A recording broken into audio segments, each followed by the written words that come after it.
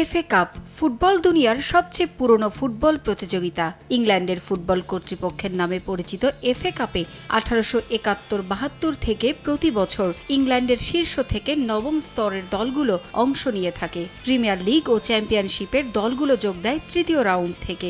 এর মধ্যে প্রথম থেকে চতুর্থ রাউন্ড পর্যন্ত ফিরতি লেগের ম্যাচের নিয়ম থাকায় প্রিমিয়ার লিগের দলগুলোকে এক ম্যাচ ড্র করলে পরের ম্যাচের সূচি মেলাতে প্রায়শই পড়তে হয় নানা সমস্যায়, কারণ লিগের পাশাপাশি ইউরোপীয় প্রতিযোগিতাতেও ব্যস্ত থাকতে হয় ক্লাবগুলোকে।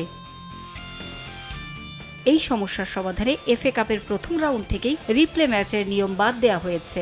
সামনের মৌসুম থেকে দলগুলো মাত্র একটি ম্যাচই খেলার সুযোগ পাবে। নির্ধারিত সময়ে বিজয়ী চূড়ান্ত না হলে ম্যাচ গড়াবে টাইব্রেকারে। বর্তমানে এফএ কাপের প্রথম, দ্বিতীয়, তৃতীয় ও চতুর্থ রাউন্ডে 90 মিনিটের খেলার সমতায় শেষ হলে প্রতিপক্ষের মাঠে রিপ্লে বা ফিরতি ম্যাচের আয়োজন করা হয়। ইংল্যান্ড এফএর সঙ্গে প্রিমিয়ার লিগের ক্লাবগুলোর 6 বছরের চুক্তিতে ফিরতি ম্যাচ বাতিলের সিদ্ধান্ত নেওয়া হয়েছে।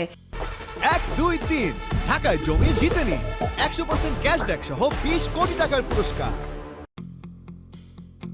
উয়েফা বর্ধিত প্রতিযোগিতার সূচির সঙ্গে তাল মেলাতেই প্রথম রাউন্ড থেকে ফিরতি ম্যাচের নিয়ম বাতিল করা হয়েছে। আগামী মৌসুম থেকে এফএ কাপের ফাইনাল হবে প্রিমিয়ার লিগ মৌসুমের শেষ সপ্তাহের আগের সপ্তাহে, বিশেষ করে শনিবার। সেদিন প্রিমিয়ার লিগের কোনো ম্যাচ থাকবে না। এ মৌসুমের এফএ কাপের সেমিফাইনাল অনুষ্ঠিত হবে আগামী 20 ও 21 এপ্রিল, শনি ও রোববার। প্রথম সেমিফাইনালে চেলসির মুখোমুখি হবে ম্যানচেস্টার সিটি। পরেরটিতে ম্যানচেস্টার ইউনাইটেডের প্রতিপক্ষ কভেন্ট্রি সিটি। দুটি ম্যাচই হবে লন্ডনের ওয়েম্বলিতে। রিপ্লে ম্যাচের নিয়ম বাতিল করায় মিশ্র প্রতিক্রিয়া দেখা গেছে সমর্থকদের মাঝে। অনেকেই এটাকে ইতিবাচকভাবে দেখলেও বেশিরভাগ সমর্থক ম্যাচ কমে যাওয়ায় আক্ষেপ করেছেন। পারভিন আক্তার, সময় সংবাদ।